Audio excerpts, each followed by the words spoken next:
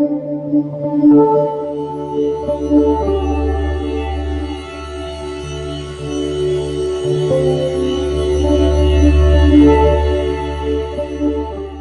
going on, guys? It's Corey from SuperKamiGuru9000, and welcome to my review of Bleach, Chapter 479. All good things must come to an end, and even though I'm not sure if this arc was good or not quite yet, I have to say they certainly ended it in a pretty interesting way. This chapter itself was another padding out chapter in a sense, and it gave us a little bit more resolution to the end of this Fullbring arc. But overall, it was, again, kind of a disappointment.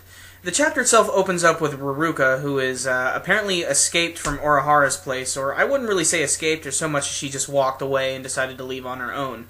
But before we can get into her head a little bit, we decide to finally go back to Soul Society. You remember, that place that the whole series is about that we haven't been back to in the longest freaking time? Well, it's glad that we're back because there are some interesting developments there.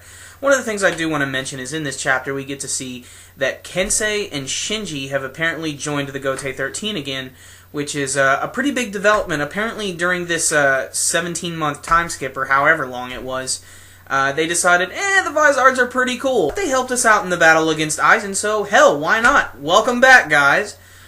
So, you know, they're there and everything, and Kensei looks awesome in his robes and everything, and I'm curious to know if they actually can still use their Vizard powers, and you know they can. So I guess Vizards are cool now, so that's awesome.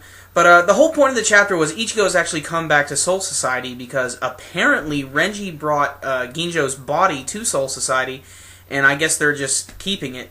But Ichigo's come back because he actually wants to take his body back to the material world so that he can give him a proper burial. And I guess that's pretty cool because even though he was a villain, he did sort of teach a lot to Ichigo, so that is kind of a big deal. So that he can give him a proper burial. And I guess that's pretty cool because even though he was a villain, he did sort of teach a lot to Ichigo, so that is kind of a big deal. The end of the chapter gave us a little more interesting thing with Ruruka. We can see that she's standing at the top of a building, and she's basically in her head having a little monologue, thanking all the people who've helped her out.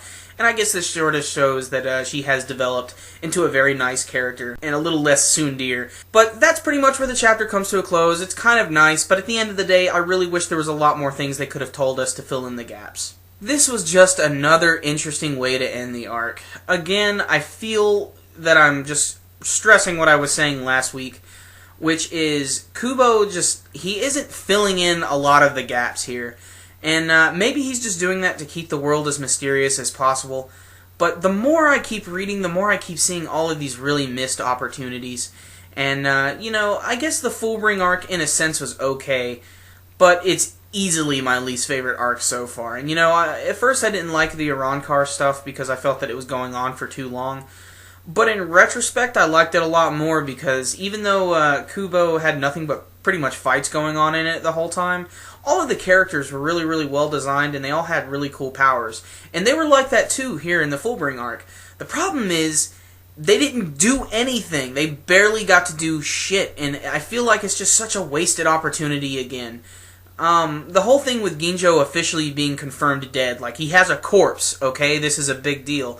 What a frigging disappointment. The author created this great design for him, especially with the final battle with him and Ichigo, and nothing really came of it. The only thing that ended up happening was he ended up just getting cut with a sword.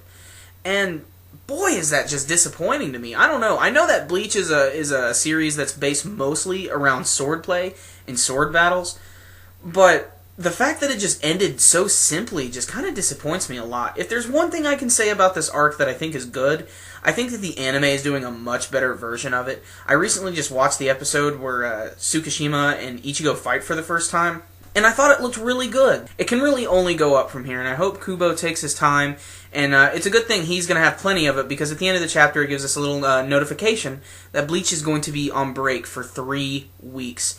And this is the vacation that Kubo needs, because I know that he's probably really stressed because, you know, a lot of us hardcore fans were kind of disappointed by this arc, and I know he's getting a lot of backlash for it, and he's just trying to, you know, do his work. So, you know, I want him to continue. I still love Bleach. I still think it's a great series. I just feel that this arc, you know, it just didn't really do much for me. At the end of the day, it was just an excuse to get Ichigo's powers back. So, there was some pretty good artwork this weekend, some pretty decent dialogue, but again, a very disjointed chapter, and because of that, I can only give it a 6 out of 10. The artwork just can't save it this week, and the fact that it all ended without really that much explanation just kind of bothers me a little bit. Remember guys, if you enjoyed this video, make sure to give it a thumbs up. That concludes my review today, guys. SuperKamiGuru9000, out. That's the right one. When life gives you lemons, make lemonade. Life has been giving lemons to Kubo a lot lately, and you know what? He's obviously sick of making lemonade.